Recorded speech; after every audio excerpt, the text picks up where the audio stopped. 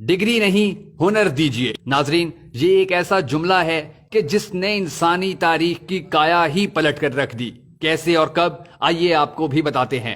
Toyota, Datsun, Hino, Honda, Suzuki, Kawasaki, Lexus, Mazda, Mitsubishi, Nissan, Isuzu اور Yamaha, یہ تمام brands Japan کی ہیں، جبکہ شیورلیٹ، ہونڈائی اور ڈائیوو جنوبی کوریا بناتا ہے۔ آپ اندازہ کریں اس کے بعد دنیا میں آٹو موبائلز رہ ہی کیا جاتی ہیں۔ آئی ٹی اور الیکٹرانکس مارکیٹ کا یہ حال ہے کہ سونی سے لے کر کینن کیمرے تک سب کچھ جاپان کے پاس سے آتا ہے۔ ایل جی اور سامسنگ جنوبی کوریا سپلائی کرتا ہے۔ 2014 میں سامسنگ کا ریونیو $350 بلین تھا۔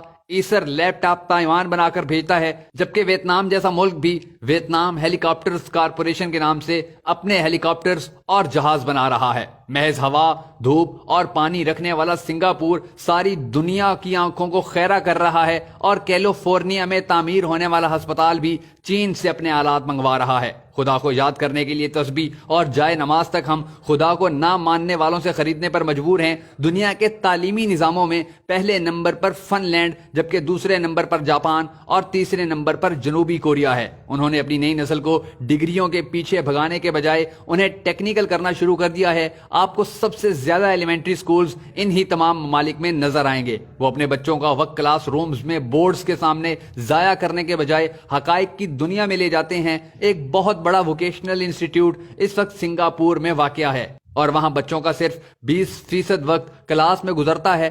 باقی 80% وقت بچے اپنے اپنے شعبوں میں آٹو موبائلز اور آئی ٹی کی چیزوں سے کھیلتے گزارتے ہیں۔ دوسری طرف آپ ہمارے تعلیمی نظام اور ہمارے بچوں کا حال بھی ملاحظہ کیجئے۔ پاکستان میں بی کام، ایم کام اور انجینئرنگ کے سینکڑوں شعبہ جات میں بے تحاشا ڈگریاں، اور اس کے علاوہ 4 سال تک کلاس رومز میں CGPA کے لیے خوار ہوتے لڑکیاں اور لڑکے کون سا تیر مار رہے ہیں۔ آپ یقین کریں، ہم صرف دھرتی پر ڈگری شدہ انسانوں کے بوجھ میں اضافہ کر رہے ہیں۔ یہ تمام ڈگری شدہ نوجوان ملک کو $1 تک کی پروڈکٹ دینے کے قابل نہیں ہیں۔ ان کی ساری تگو دو اور ڈگری کا حاصل محض ایک معصوم سی نوکری ہے، اور بس۔ ہم اس قدر ویژنری ہیں کہ ہم لیپ ٹاپ اسکیم پر ہر سال 200 ارب روپے خرچ کر دیتے ہیں، لیکن لیپ ٹاپ کی انڈسٹری لگانے کو تیار نہیں ہیں۔ آپ ہمارے ویژنری پن کا اندازہ اس بات سے لگائیں کہ پوری قوم سی پیک کے انتظار میں صرف اس لیے ہے کہ ہمیں چائنا سے گوادر تک 2000 کلومیٹر کے راستوں میں ڈھابے کے ہوٹل اور پنکچر کی دکانیں کھولنے کو مل جائیں گی، اور ہم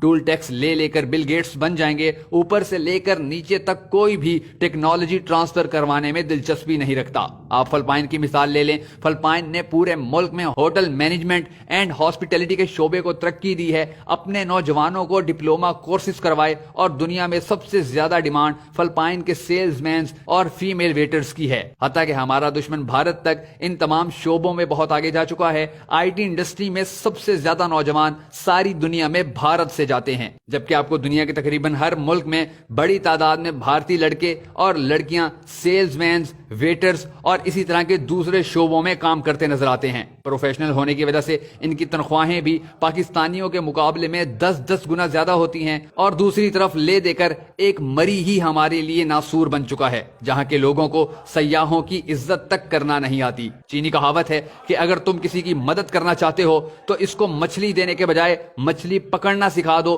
چینیوں کو تو یہ بات سمجھ میں آ چکی ہے، اے کاش کہ ہمیں بھی یہ بات سمجھ آ جائے۔ حضرت علی نے فرمایا تھا کہ ہنرمند آدمی کبھی بھوکا نہیں مرتا۔ خدا را اپنے ملک میں ڈگری زدہ لوگوں کی تعداد بڑھانے کے بجائے ہنرمند پیدا کیجیے۔